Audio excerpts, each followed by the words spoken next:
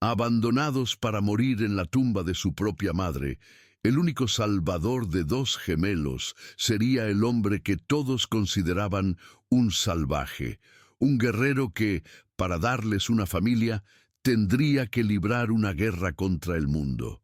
Si las historias sobre el poder de la resiliencia y los lazos que forman una familia resuenan contigo, suscríbete al canal para que continuemos este viaje juntos.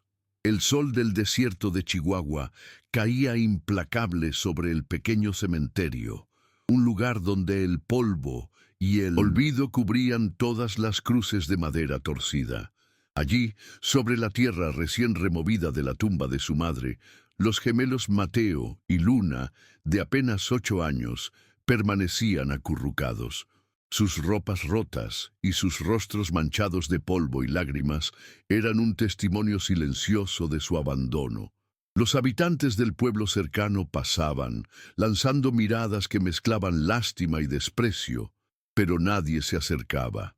Para ellos, los niños eran solo una tragedia más en una tierra que coleccionaba dolores, un problema que el tiempo y la dureza del desierto pronto resolverían.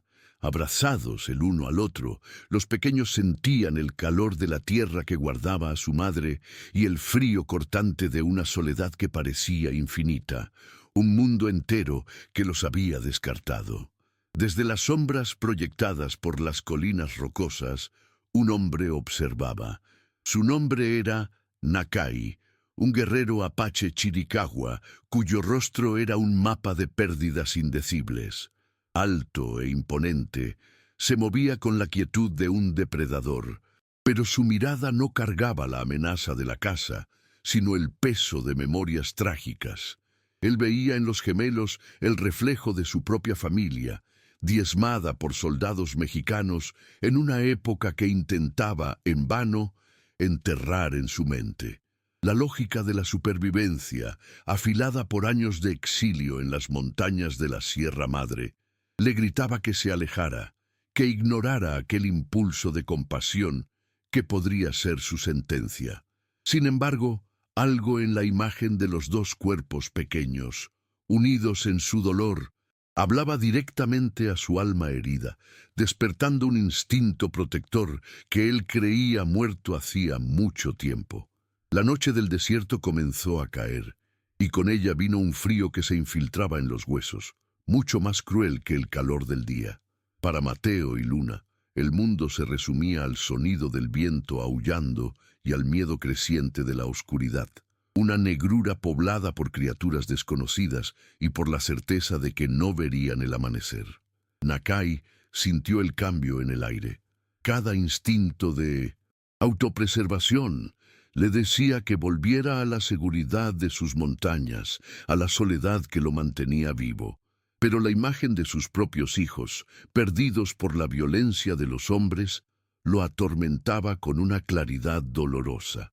Dejar a aquellos niños allí sería como abandonarlos de nuevo, como consentir una vez más con la brutalidad del mundo. En su pecho, la culpa de un sobreviviente libró una batalla final contra la prudencia del guerrero, y la necesidad de redimir su pasado se volvió más fuerte que el miedo al futuro. Finalmente se movió, emergiendo de las sombras con la fluidez de un espíritu de la tierra. Para los gemelos, la aparición fue la materialización de sus peores pesadillas. El hombre era alto, la piel quemada por el sol, el cabello negro y largo, y los ojos oscuros parecían contener la noche misma. Luna soltó un pequeño grito y se escondió detrás de su hermano, mientras Mateo, temblando, se ponía delante de ella en un frágil intento de protegerla. Nakai se detuvo a una distancia segura. Su rostro impasible no revelaba la tormenta en su interior. No dijo una palabra, solo se arrodilló lentamente, extendiendo una mano que sostenía una pequeña bolsa de cuero. De adentro, sacó un trozo de carne seca y lo colocó en el suelo, entre él y los niños.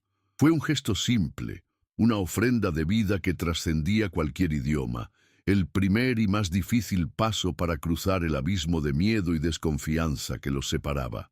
El olor de la carne seca llegó a las fosas nasales de Mateo, despertando un hambre que era casi tan abrumadora como su miedo. Miró a Luna, que temblaba incontrolablemente con sus grandes ojos fijos en la comida. Todas las historias que había oído sobre la crueldad de los apaches luchaban en su mente contra la realidad de aquel gesto. El hombre no se movió, su rostro como una máscara de piedra, su paciencia una fuerza de la naturaleza. Aquel silencio era más poderoso que cualquier amenaza. Con el corazón martillando contra las costillas, Mateo dio un paso vacilante, luego otro, hasta que sus dedos pequeños y sucios tocaron la carne. Él la tomó rápidamente, retrocediendo junto a su hermana, y la dividió. Mientras masticaban la comida dura y salada, la primera que probaban en días, una decisión silenciosa fue tomada. Aquel hombre, fuera quien fuese, les había ofrecido la vida cuando todos los demás les habían ofrecido la muerte. Con el pacto sellado sin palabras, Nakai se levantó en un movimiento fluido y dio la espalda, comenzando a caminar hacia las montañas que se erguían como dientes negros contra el cielo estrellado.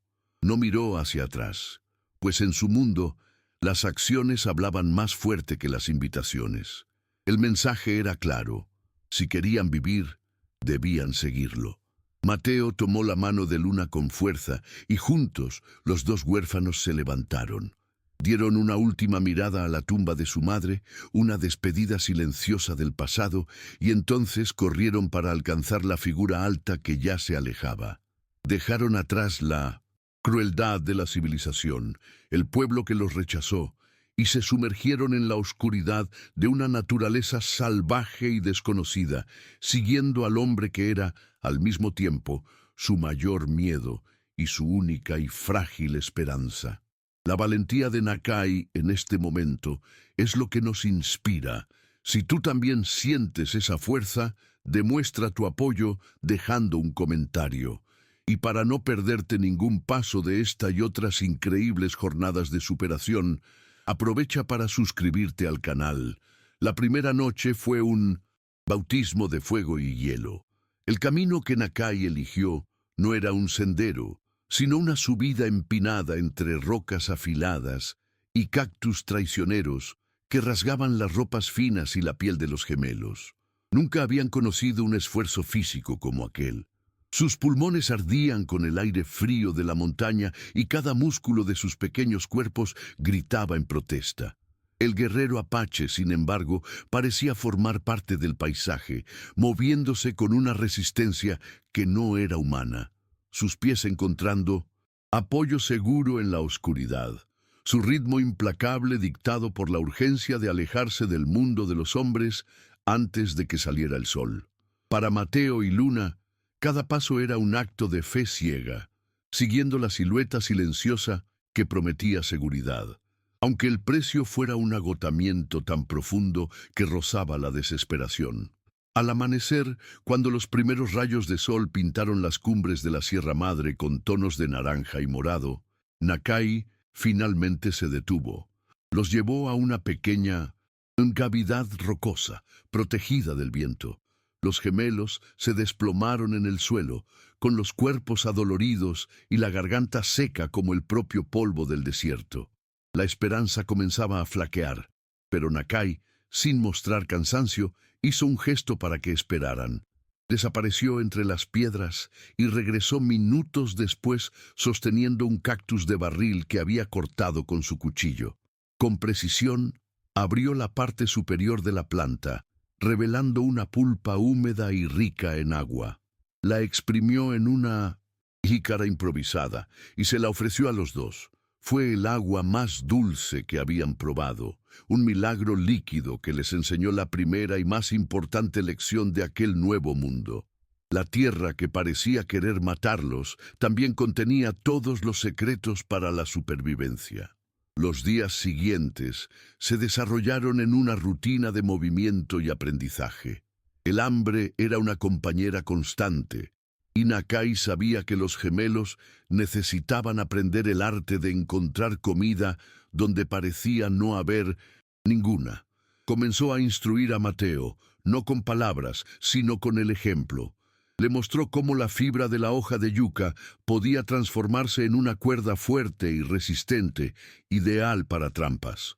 Juntos encontraron un rastro de pequeños animales, y Nakai demostró con movimientos lentos y precisos cómo construir un lazo simple, posicionándolo de forma que un conejo descuidado se convirtiera en su próxima comida. Las manos de Mateo eran torpes. La frustración lo dominaba a veces, pero Nakai permanecía paciente, corrigiendo un nudo aquí, ajustando la tensión allá. Era una lección de supervivencia, pero también una lección de enfoque y paciencia. La primera vez que Mateo sentía que podría tener algún control sobre su destino. Mientras Mateo se concentraba en las trampas, Luna permanecía como una observadora silenciosa, su desconfianza una muralla que parecía infranqueable. El cambio llegó de forma inesperada. Durante una escalada difícil, una roca suelta hizo que Nakai perdiera el equilibrio, abriéndole un corte profundo en el antebrazo.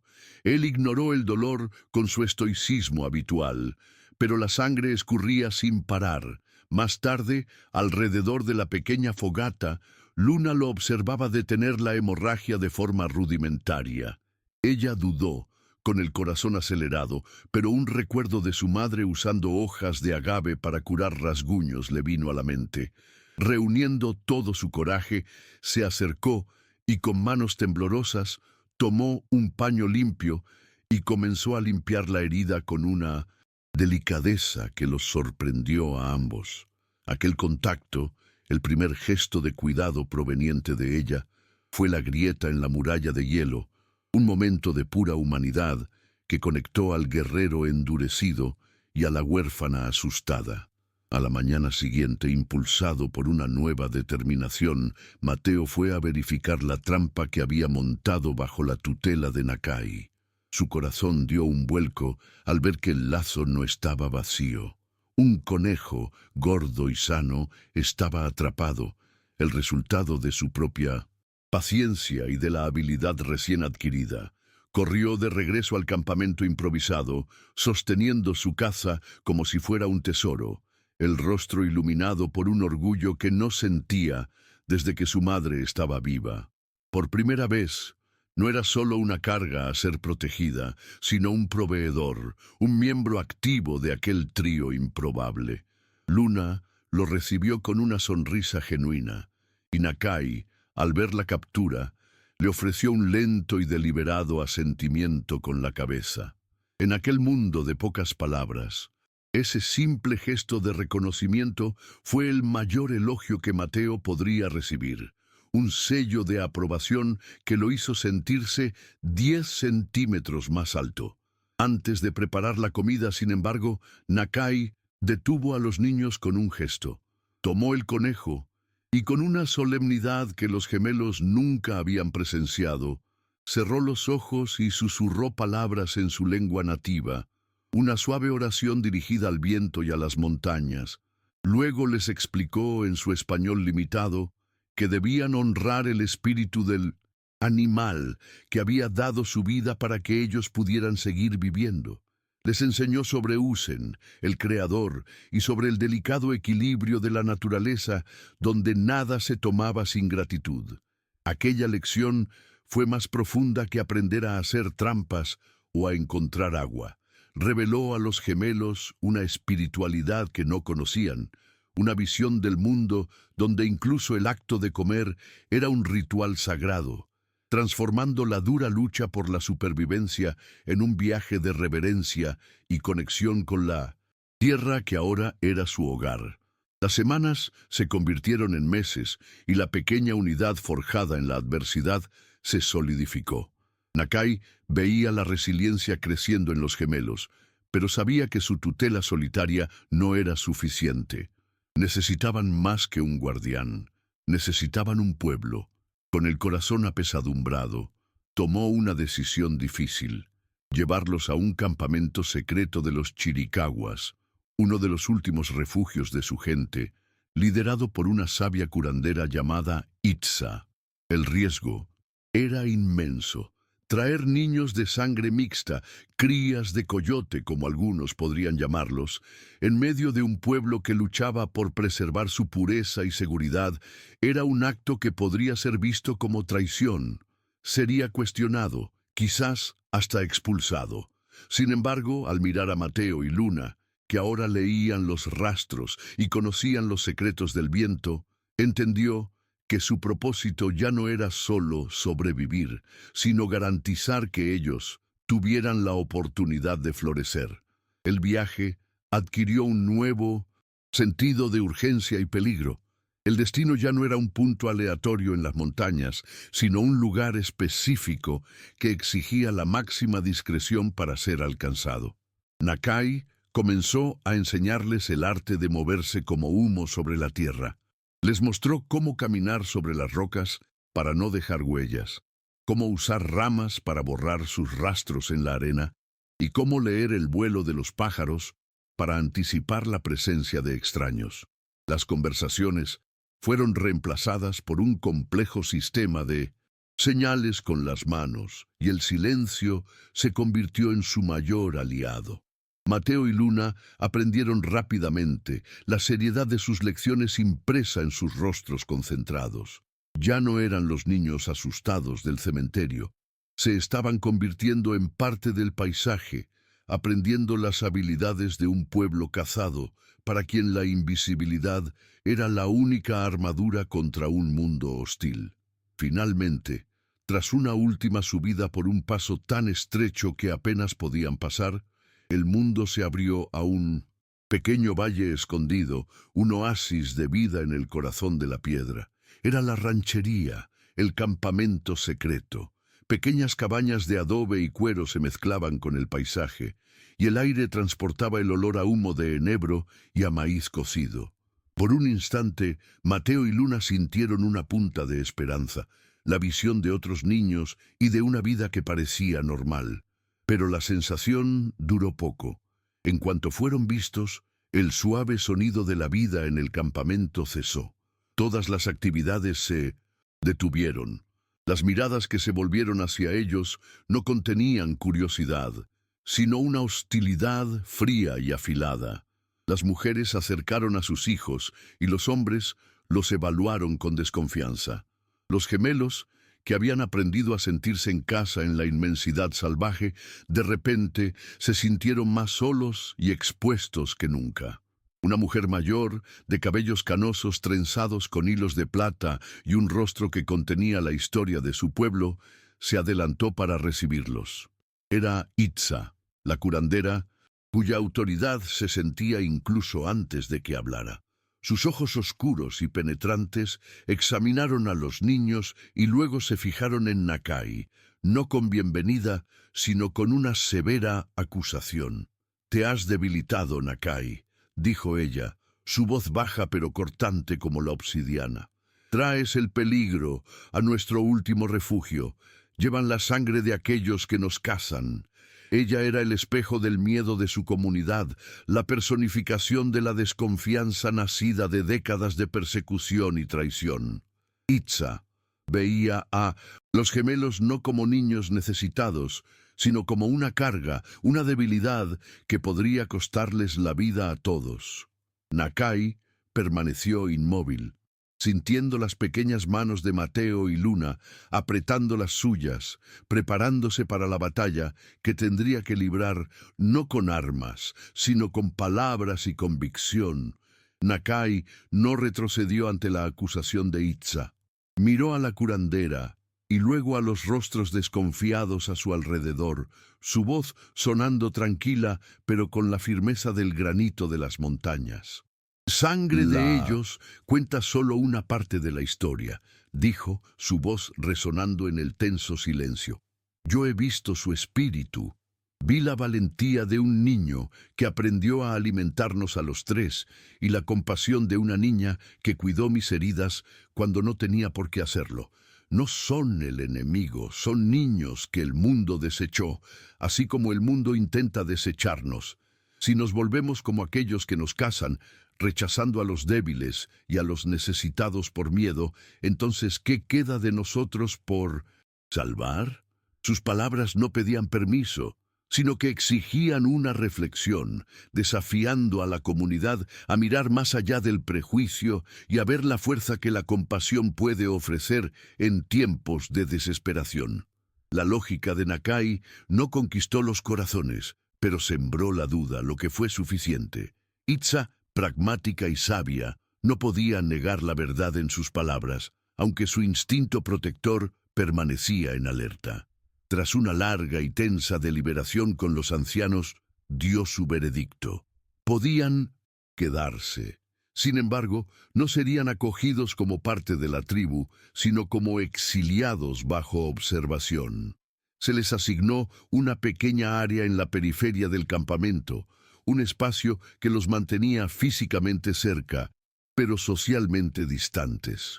Para los gemelos, la seguridad del campamento vino con el precio amargo de la exclusión. Observaban a los otros niños jugar, escuchaban las historias contadas alrededor de la fogata principal, pero siempre a distancia, atrapados en un limbo, ni totalmente salvajes, ni totalmente aceptados. Su viaje en busca de un hogar todavía lejos de terminar. Lejos de allí, en el polvo de las llanuras, el capitán Morales seguía su cacería con una fría obsesión. Para sus hombres, era un oficial cumpliendo órdenes para pacificar la frontera, pero para sí mismo era un hombre atormentado, un reflejo sombrío del propio Nakai. Su búsqueda no era solo por un guerrero apache renegado, era una venganza personal contra los fantasmas que se llevaron a su familia años atrás.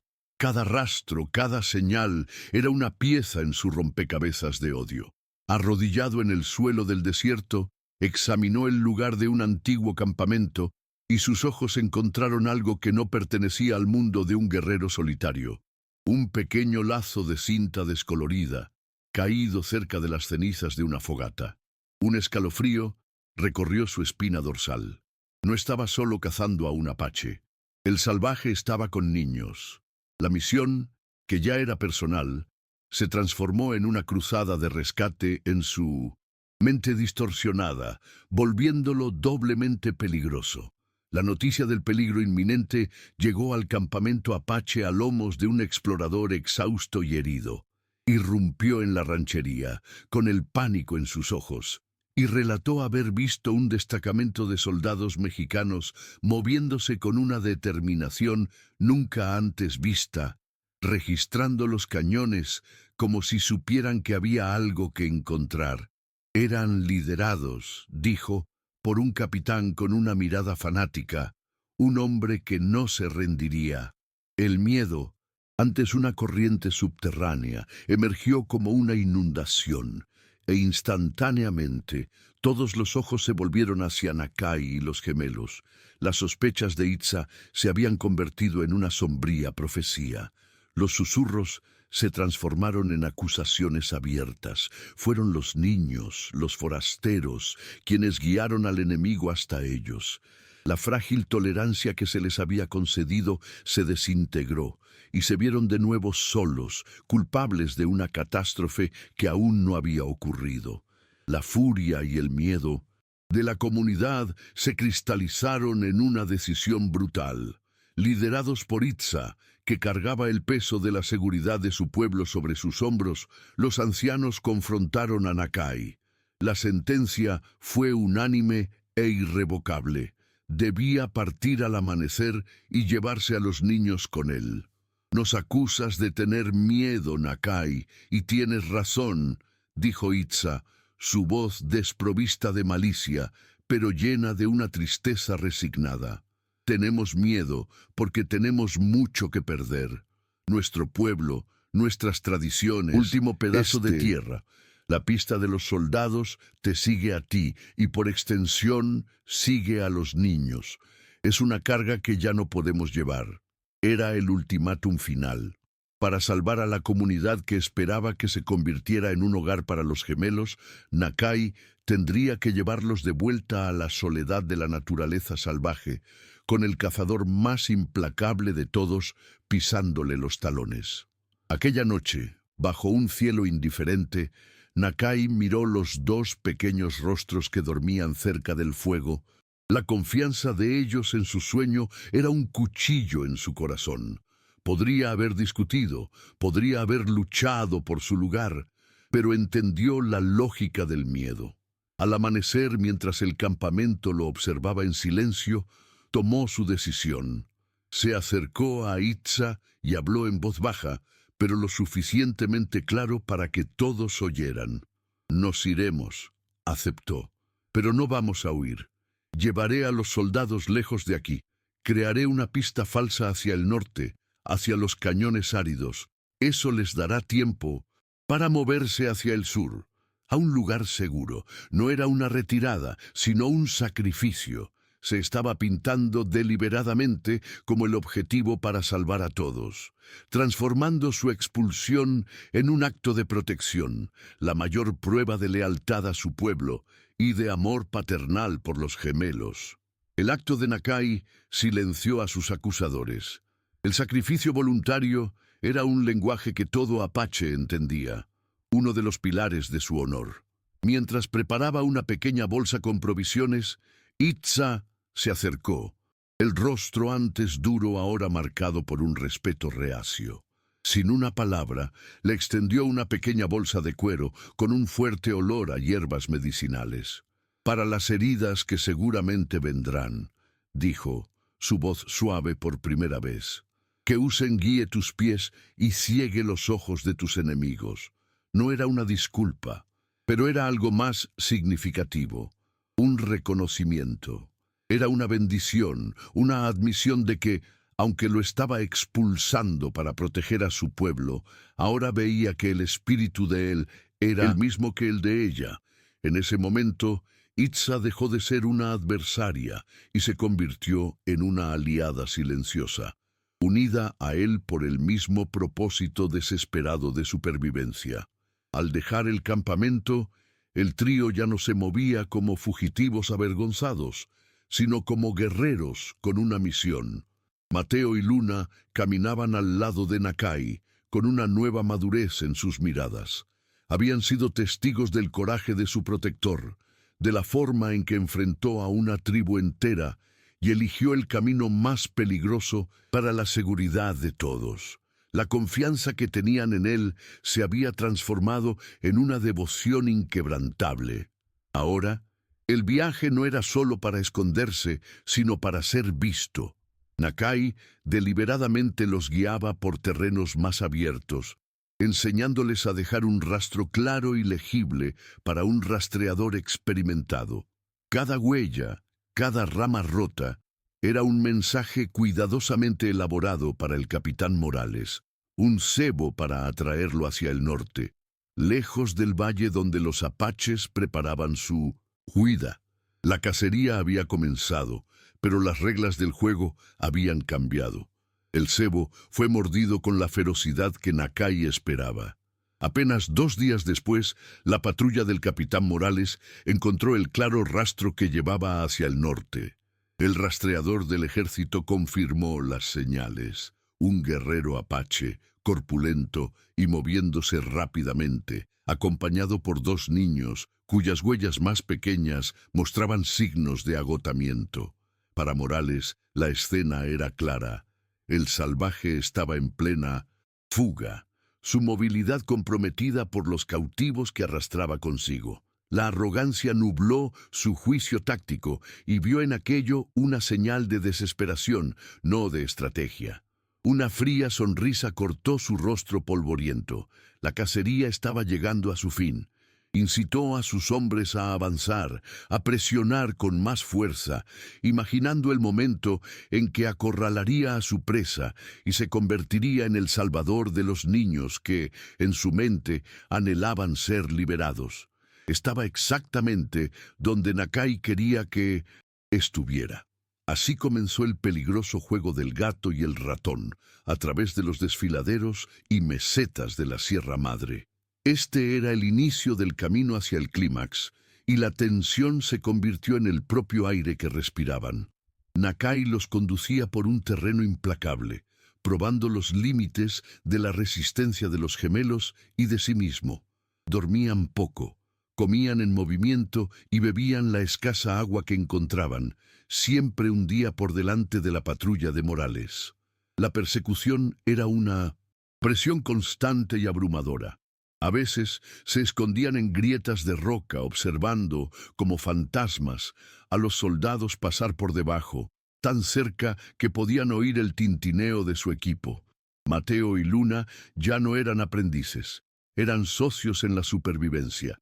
Ayudaban a buscar rutas, a identificar puntos de observación y a mantener una vigilancia silenciosa, sus pequeños cuerpos y mentes jóvenes endurecidos por el fuego de aquella prueba implacable. El ritmo implacable de la huida cobró su precio. Fue Luna quien sucumbió primero. El agotamiento y el agua de dudosa calidad se unieron para encender una fiebre que la dejó débil y delirante. Su fragilidad forzó una parada que no podían permitirse. Nakai encontró refugio en una pequeña cueva escondida detrás de una cortina de hiedra salvaje, pero la pausa lo llenó de un pavor familiar. Cuidar de la niña temblorosa, limpiando su rostro con un paño húmedo, lo transportó de vuelta a la noche en que sostuvo a su propia hija mientras la vida se le escapaba. La culpa y el miedo de fallar de nuevo lo asaltaron con una fuerza abrumadora. Cada tos de Luna parecía hacer eco en los cañones, un faro para sus perseguidores. La necesidad táctica de avanzar libraba una guerra contra el instinto paternal de proteger, y por primera vez, Nakai sintió que la trampa que había montado podría ser para sí mismo. Mientras Nakai usaba las hierbas que Itza le había dado para intentar bajar la fiebre de Luna, Mateo comprendió la gravedad de la situación. El miedo que sentía fue superado por un sentido del deber. Ya no era el niño que necesitaba protección, era el único que podía vigilar. Con una quietud que su mentor le había enseñado, se arrastró fuera de la cueva y subió a una pequeña saliente que le daba una vista del camino por donde habían venido. Lo que vio le heló la sangre. Los soldados ya no eran una única columna. Morales, astuto, había dividido a sus hombres, enviando un grupo para rodear el desfiladero. Estaban montando un cerco. Mateo regresó corriendo, con el corazón latiendo descontroladamente, y transmitió la información a Nakai con una serie de gestos rápidos y precisos. En ese momento, dejó de ser un aprendiz. Se convirtió en los ojos y oídos de su pequeña familia, un guerrero demostrando su valía en el momento de mayor peligro. La información de Mateo forzó una acción inmediata. Quedarse quietos era morir. Con una urgencia sombría, Nakai levantó a Luna, aún débil por la fiebre, y la acomodó en su espalda. Su peso recordatorio constante de lo que estaba en juego. La estrategia de Sebo había terminado. Ahora era una pura y desesperada carrera por la supervivencia. Había un solo camino, una ruta de escape que los soldados no conocerían, un desfiladero estrecho que terminaba en un peligroso paso rocoso. Un atajo conocido solo por su pueblo, con Mateo actuando como sus ojos, moviéndose adelante para señalar el peligro, se sumergieron en el laberinto de piedra. Cada paso de Nakai era un esfuerzo hercúleo, los músculos ardiendo bajo el peso de Luna y del agotamiento acumulado. El guerrero que siempre operó con la ligereza de una sombra ahora estaba expuesto, ruidoso y vulnerable. Su única defensa era la esperanza de que su conocimiento de la tierra superara la astucia de su perseguidor. El capitán Morales sintió el cambio en la presa. La huida, antes calculada, ahora era frenética. Vio las huellas más profundas y apresuradas, las señales de un grupo en pánico. Un instinto de depredador le dijo que el fin estaba cerca. «Van al matadero», gritó a sus hombres, su entusiasmo haciendo eco en las paredes del cañón. La persecución se volvió sofocante. La distancia entre ellos disminuía a cada minuto. Nakai y los gemelos podían oír los gritos de los soldados, el ruido de los cascos de los caballos, buscando apoyo en las rocas, sonidos que eran como el latido del corazón de un monstruo acercándose. Las paredes del cañón se estrechaban a su alrededor, la luz del sol disminuyendo, como si la propia tierra se estuviera cerrando para acorralarlos. Ya no había a dónde correr, solo hacia adelante, hacia el traicionero paso que representaba su última y terrible apuesta por la vida. Llegaron al final del cañón, encontrándose con el paso, una subida casi vertical de rocas inestables con una caída vertiginosa a un lado. Era su única salida. Mientras Nakai ayudaba a Mateo a encontrar los primeros agarres para las manos, el sonido de voces y armas resonó justo detrás de ellos. Morales y sus hombres surgieron en el otro extremo del paso, bloqueando cualquier retirada. Estaban acorralados. Un disparo de rifle resonó, la bala rebotando peligrosamente cerca de la cabeza de Mateo, obligándolos a pegarse contra la pared de piedra. En el caos que siguió, mientras Nakai se giraba para proteger al niño, uno de los soldados de Morales, ágil como una cabra montesa, escaló una ruta lateral y se lanzó sobre ellos. En un movimiento rápido y brutal, le arrancó a Luna, aún débil, de la espalda de Nakai. La niña gritó, un sonido agudo de terror que partió el corazón del guerrero apache. La cacería había terminado. La batalla de voluntades estaba a punto de comenzar. Allá abajo, en el suelo del cañón, el capitán Morales sostenía a Luna frente a él, con la pistola apuntando a su cabeza, el rostro contraído en una sonrisa de triunfo. «¡Se acabó, salvaje!», gritó, su voz resonando sádicamente. «Te escondes en las sombras, pero no puedes esconderte ahora. Ríndete, o la vida de esta niña pagará por tu cobardía». Para Nakai, el mundo pareció desmoronarse. La escena era un espejo cruel de su trauma más profundo, otra niña inocente bajo la amenaza de un enemigo implacable, y él, una vez más, impotente para impedirlo. El peso de su fracaso pasado y presente amenazaba con paralizarlo. Expuesto en la cara de la roca, con las armas de varios hombres apuntándole, todas sus habilidades de guerrero parecían inútiles. Era solo un hombre enfrentando su peor pesadilla por segunda vez. La desesperación en Ninosin. El rostro de Nakai se transformó en algo diferente, una calma gélida y calculadora. Miró a Morales, luego al rostro de Luna, manchado de lágrimas, y finalmente a Mateo, que estaba a su lado en la saliente, no paralizado de miedo, sino con los ojos fijos en él, esperando, listo. En esa mirada, Nakai vio la culminación de todas sus enseñanzas. Vio a un compañero. La vacilación se desvaneció, reemplazada por una decisión absoluta. La supervivencia no vendría de su propia fuerza, sino de la confianza que había depositado en el niño. Inclinando la cabeza a apenas 1 milímetro, encontró la mirada de Mateo y le dio una señal casi imperceptible. Una orden silenciosa que cargaba con todo el peso del mundo. Estaba entregando el destino de todos ellos en las manos pequeñas, pero ahora capaces, de Mateo. Era la prueba final, el acto de fe de un padre que finalmente se permitía hacerlo. Comprendiendo la orden al instante, Mateo actuó. No pensó, reaccionó con puro instinto entrenado. Usando su fuerza, empujó una gran piedra suelta que Nakai había notado momentos antes. La roca se desplomó, no hacia Morales y Luna, sino en la ladera empinada justo encima de los otros soldados.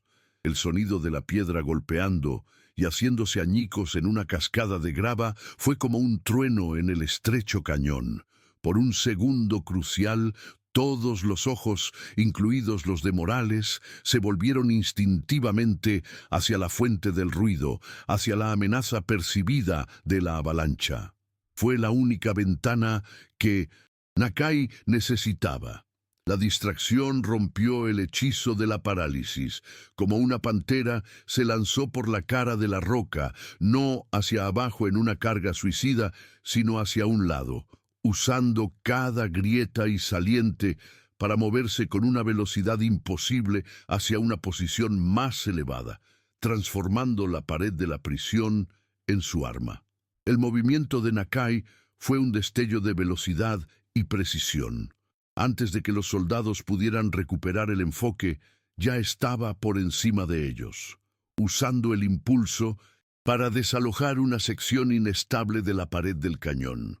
Una lluvia de tierra y piedras se derrumbó sobre la posición de los soldados, no con fuerza letal, pero lo suficiente para crear pánico y confusión.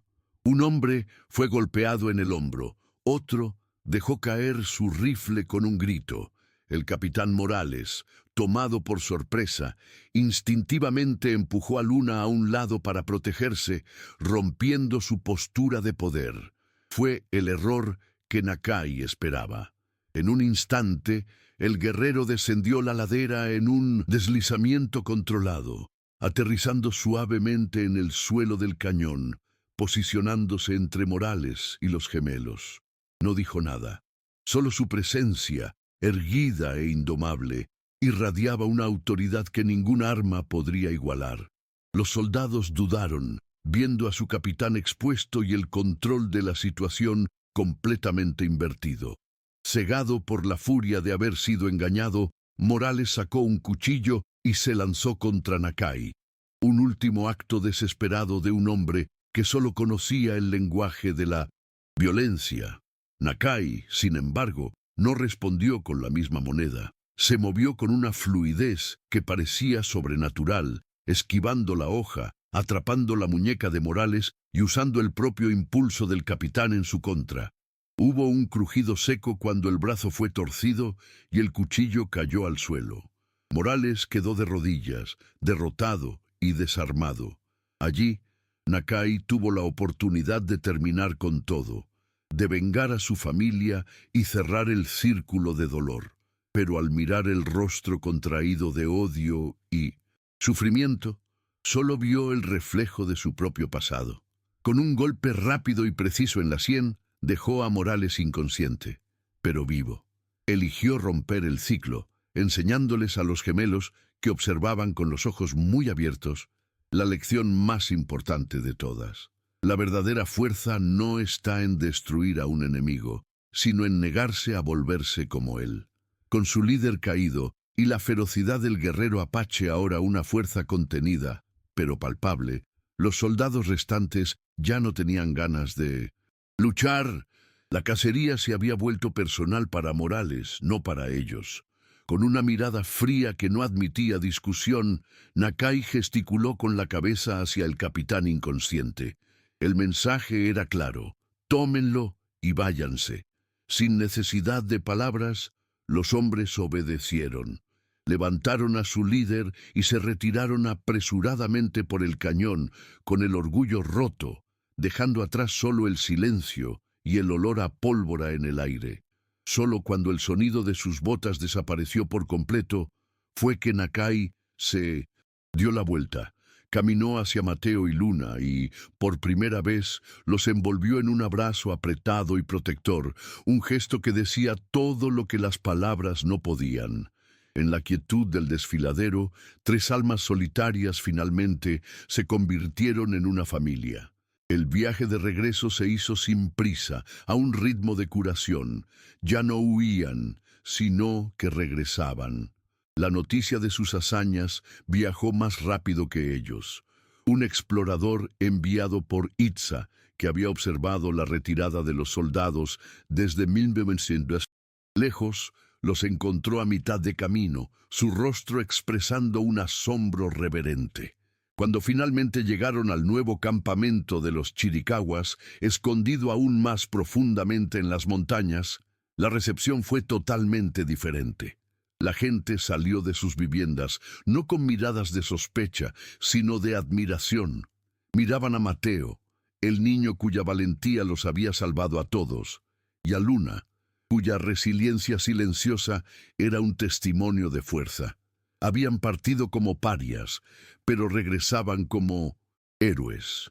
El bautismo de fuego en el cañón había probado su valía de una forma que ninguna sangre o linaje jamás podría. Itza los esperaba en la entrada del nuevo hogar. La altivez en su rostro había sido reemplazada por una sabiduría humilde. Se acercó a Nakai e inclinó la cabeza. «Tu lealtad nos ha avergonzado y nos ha salvado», dijo.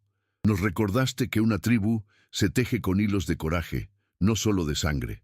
Luego se arrodilló ante los gemelos y poniendo una mano en cada uno de sus hombros, les dio nuevos nombres en su lengua, nombres que significaban corazón de encino para Mateo y espíritu de águila para Luna, sellando su aceptación en el pueblo.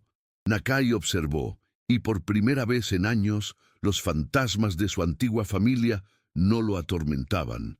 Parecían estar en paz, dándole la bendición para abrazar la nueva vida que había construido sobre las cenizas de la antigua. La imagen final de ellos queda grabada contra el amanecer, días después, en un acantilado con vista a la sierra madre. Nakai está en el centro, con Mateo a un lado y Luna al otro, cada uno seguro en su lugar. Ya no son tres sobrevivientes luchando contra el mundo, sino una constelación familiar, entera y brillante en el vasto cielo del desierto. La historia de Nakai nos enseña que la resiliencia no se trata de no caer, sino de la fuerza que encontramos para levantarnos, y que la familia es un hogar que construimos con amor y lealtad. Si este mensaje tocó tu corazón, suscríbete al canal, comparte este viaje y únete a nosotros para más historias que celebren el poder del espíritu humano.